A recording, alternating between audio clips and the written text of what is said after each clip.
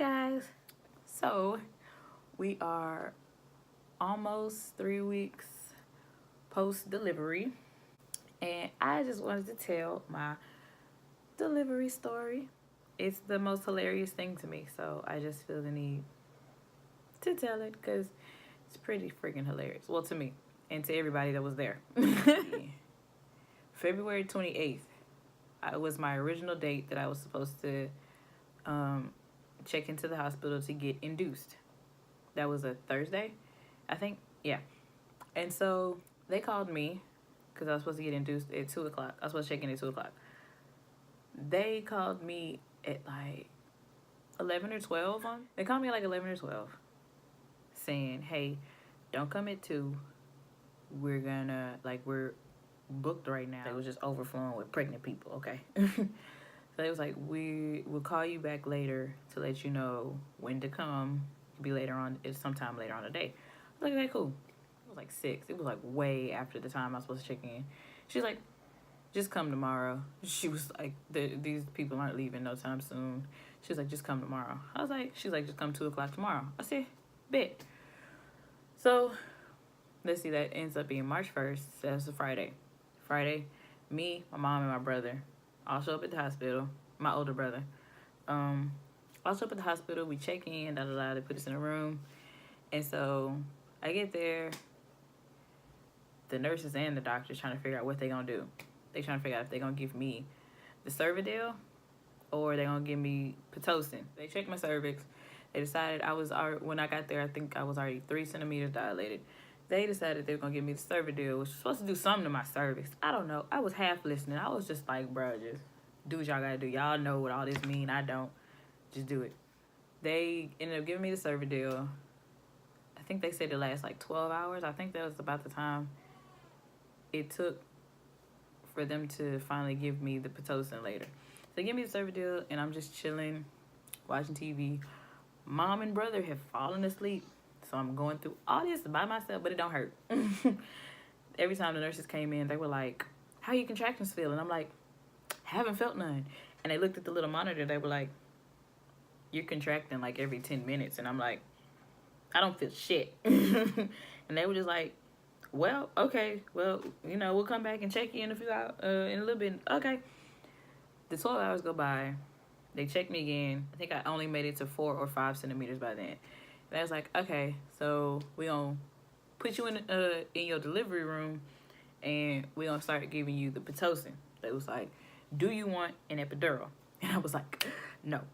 And so they was like, you sure? And I was like, I'm positive. No epidural. We got this. So they started giving me the Pitocin, and I was just like, okay, all right. Ooh, buddy, that shit hurt. Oh yeah, and by this point, my best friend had come. So at this point in the room, it's me, my mom, my brother, and my best friend. Okay, it's us 4 holding the fort down. Okay. So they give me Pitocin. Y'all, those contractions were the worst things I've ever felt in my life. The worst things I've ever felt. My best friend, she even came in with like stuff for us to do while I was like, waiting for the stuff to kick in. She like opened up stuff and then closed it right back up because my contractions was coming like so hard and so fast that like I couldn't even focus on whatever it was. I don't even remember what she brought to do it. So we're doing that, and then they're like, okay, so the contractions kept coming. I think at this point they're probably coming I don't think it was every 5 minutes. I think it might have been like every 6 minutes. Maybe it might have been every 5 minutes, something like that. They were coming. The doctors are like, are you sure you don't want an epidural? I was like, I started to contemplate it, and I was like, no, we good. So then the contractions started coming even closer and even harder. They asked me about the epidural again because the pain was so bad that I guess I was holding my breath and not realizing it. And so me holding my breath was restricting his oxygen. So Pooh Bear wasn't getting no oxygen. So they were like, look, you either got to breathe when these come or we're going to have to do something. They were like, because the baby not getting no oxygen when this happens. And I'm like, damn. I was like, all right, give me the epidural. Like, I'm not trying to kill my child. I was like, just give me the epidural. They're like, okay, we got to do this bag first. I don't know what it was. I think it was just like extra fluid in my body that they would just had to put. It's like, but it's gonna take maybe like 15, max 30 minutes to finish the bag. So you're still gonna have to go through the pain for a little bit longer. I was like, bruh, just start. I was like, if you trying to get rid of my pain, get rid of it. While they were doing that, they gave me some morphine. Oh my God.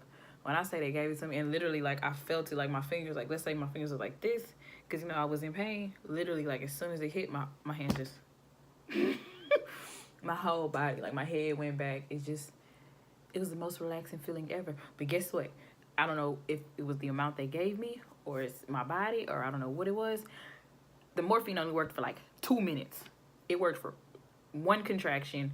That was it. After that, the pain was back. And so after that, I was like, all right, is the bag empty?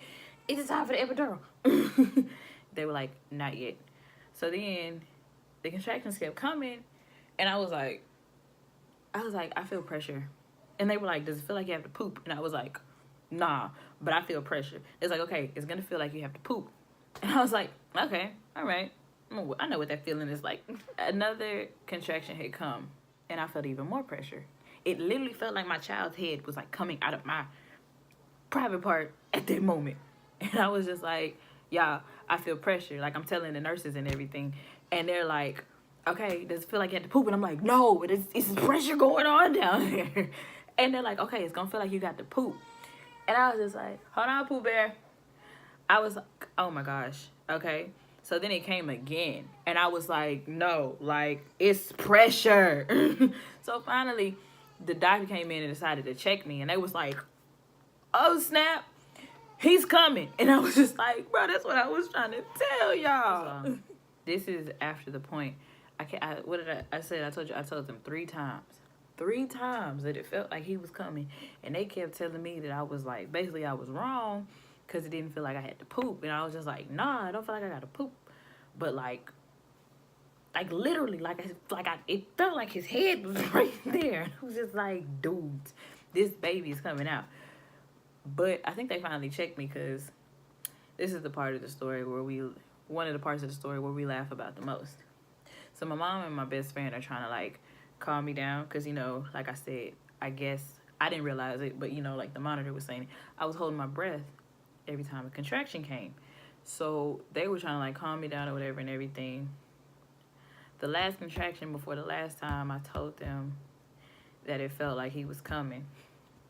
I started banging my head up against the side of the hospital bed because I was in that much pain and nobody was listening to me.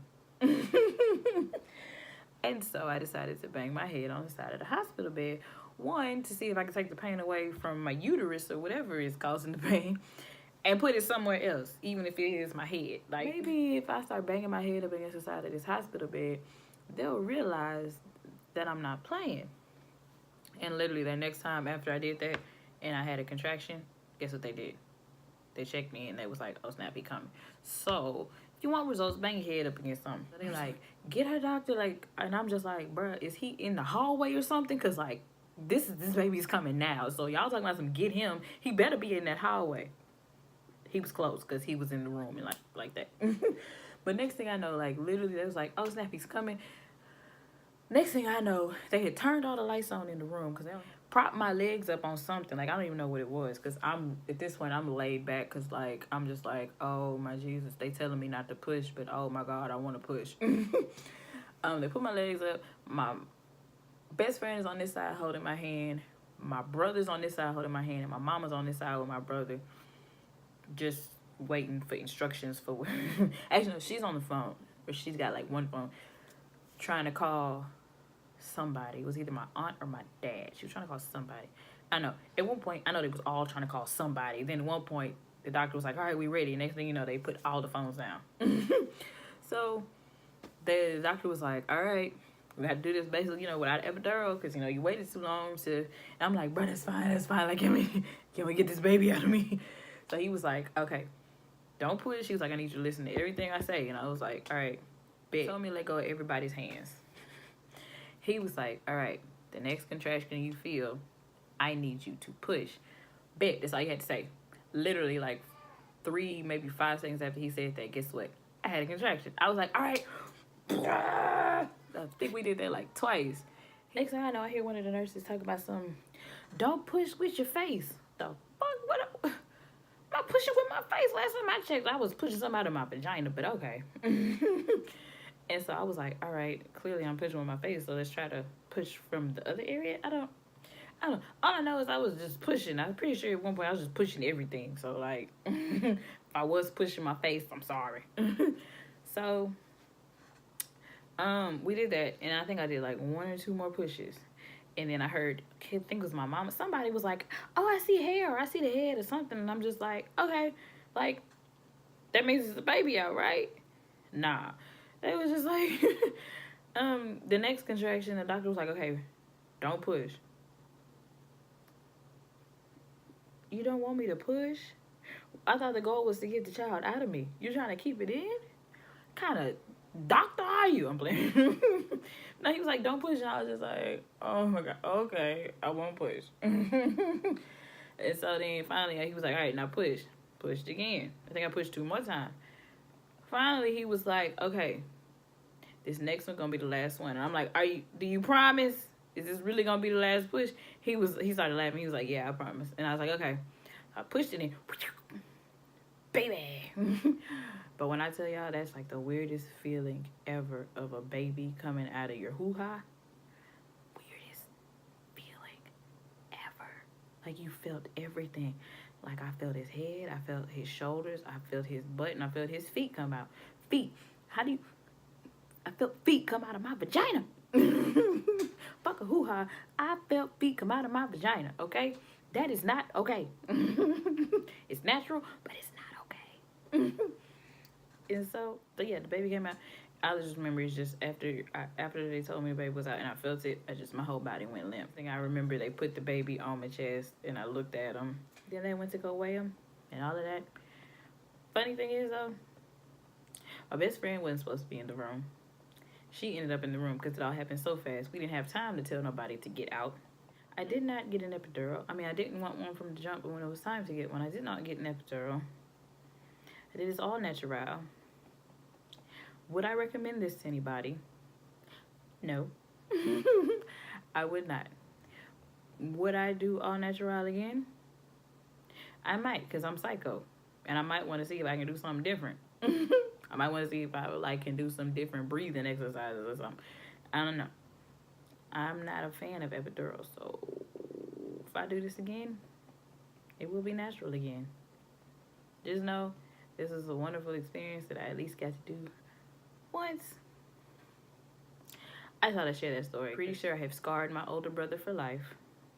My mom has been through it before, so she was okay. Pretty sure I scarred my best friend for life. Oh yeah, from what I have been told, the doctor, I had to get, what was it, an episiotomy.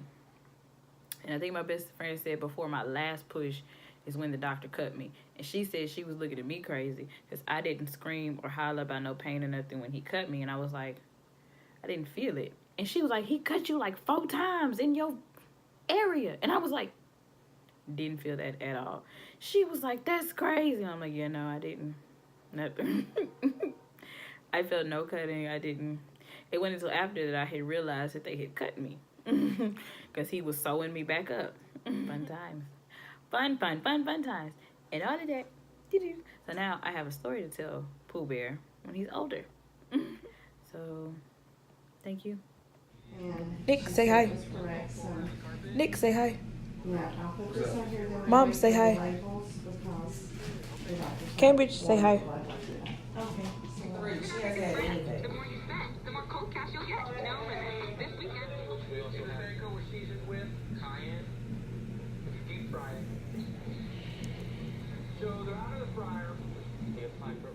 I'm glad I got them trapped with this turban so nobody can hear what I'm thinking. But anyway, I'm sitting across from Yes Jules. She's a pretty girl. Nice.